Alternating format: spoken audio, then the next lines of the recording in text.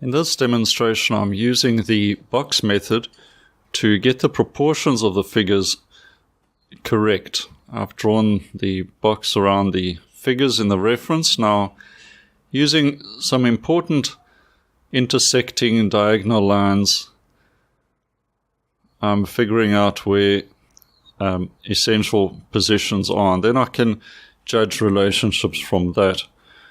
So this is to simply place the head and shoulders, and then I can work from there and get the position of the arms and so on.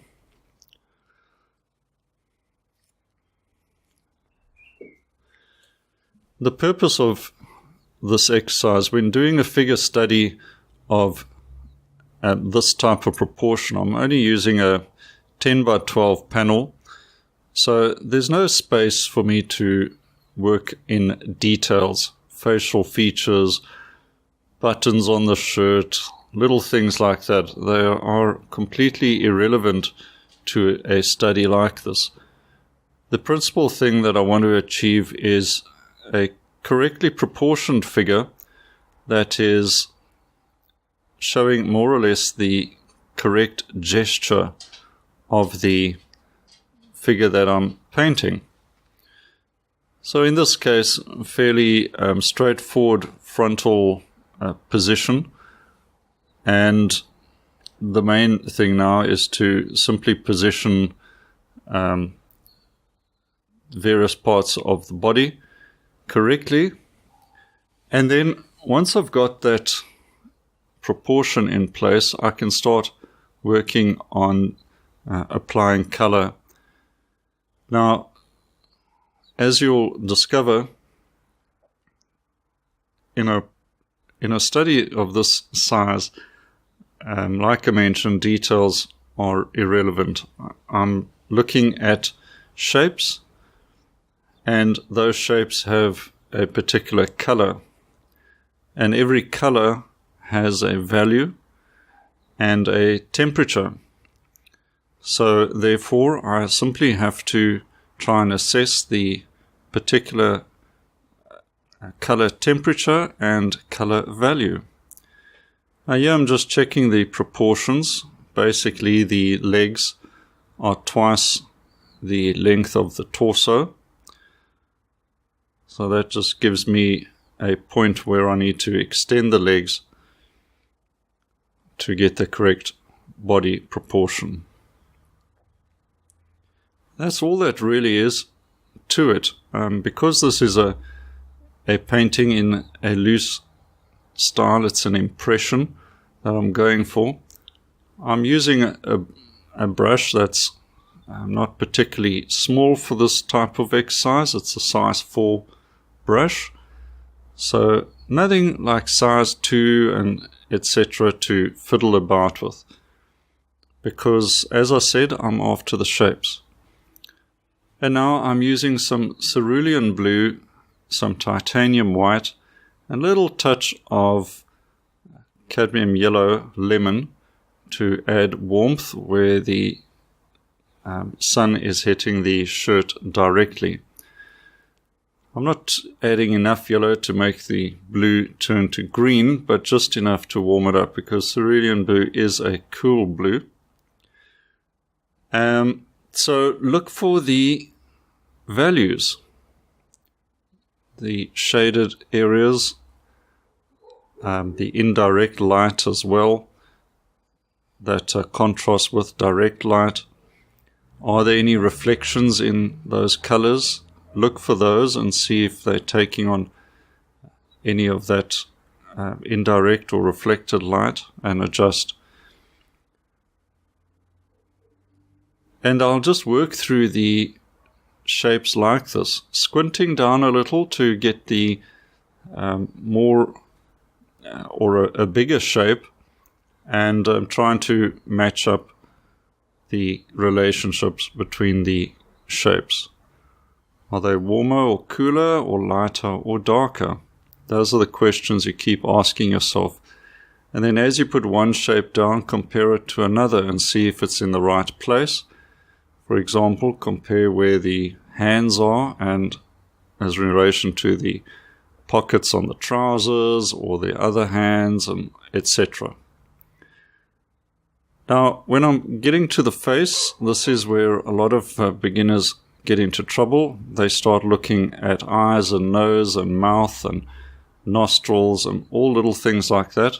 But I don't bother with any of that at all. For a painting this size, that's simply not part of the equation.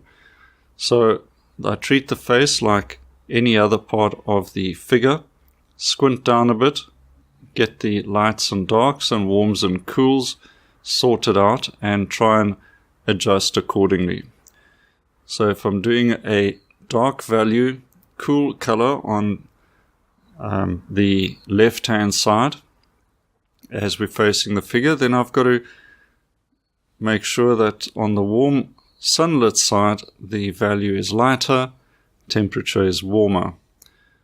So that's the distinction that I'm looking for.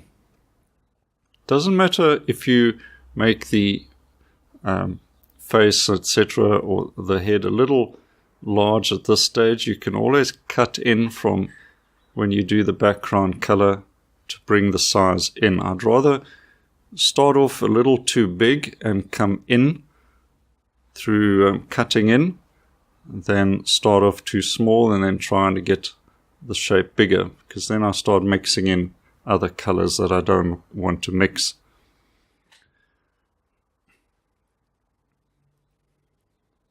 So just carefully put down a color, stand back if you need to and consider it, and then test it with a color next to it.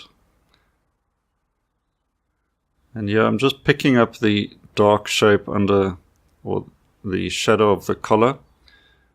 That is something that does stick out a bit, as well as the darks on the right hand side of the figure as we are viewing it, and that adds a lot of structure and shape to the figure as well.